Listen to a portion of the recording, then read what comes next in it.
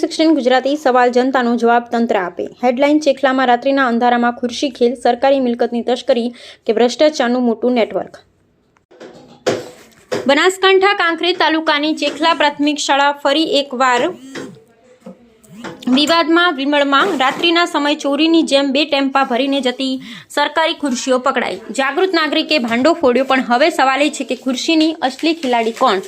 News 16 ગુજરાતીના તીખા સવાલો। સવાલ 1, સરકારી કચેરીઓનો સમય સવારે 10 થી સાંજને 6 નો છે, તો પછી રાત્રે 12 વાગે ક્યાં સરકારી કામે ખુરશીઓ રવાના થઈ હતી? સવાલ 2, શું આ ખુરશીઓ કોઈના અંગત પ્રસંગમાં મફત વેચાઈ રહી હતી?